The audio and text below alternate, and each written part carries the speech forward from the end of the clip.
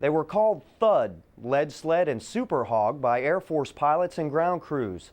The rugged F-105 Thunderchief was a workhorse fighter bomber during Vietnam, flying more than 23,000 missions. Now a veteran of that war is working to preserve a common history he shares with one of the big jets. Sergeant Brian Buckwalter reports. 40 years ago, the F-105 Thunderchief roared from bases in Thailand bound for targets over North and South Vietnam. It was dangerous duty for Thunderchief crews, and the toll was high. More than 300 F-105s were downed by enemy fire. More than 190 pilots were killed in action. Once the airplane got going, it was almost impossible to break it. Of course, the enemy could do that for us. John Schatz remembers well the challenge of making the Thunderchief ready for those risky missions. We have 20 aircraft assigned to the outfit.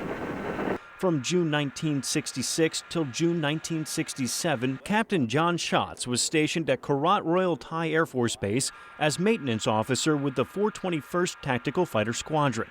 His job, to keep 14 F-105s combat ready. So about 2 hours would elapse from the time that it landed until the time it was ready to go again. And in some cases less if there was an emergency, target, something like that. But normally 2 flights a day, and in some cases 3.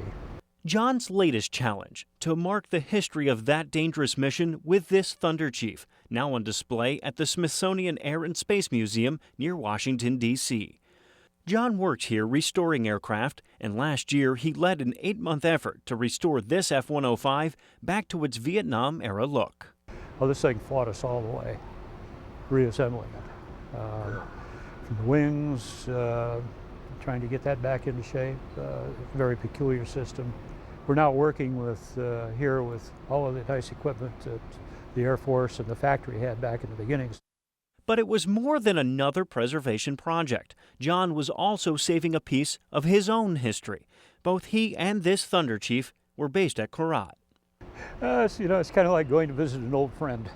It was kind of an honor, really, to be able to resurrect this thing and bring it back. I think it's fitting we're both in museums. For John Schatz and this Thunderchief, it's mission accomplished once again, with the story of F-105s in Vietnam preserved for future generations. Marine Sergeant Brian Buckwalter, Pentagon Channel News.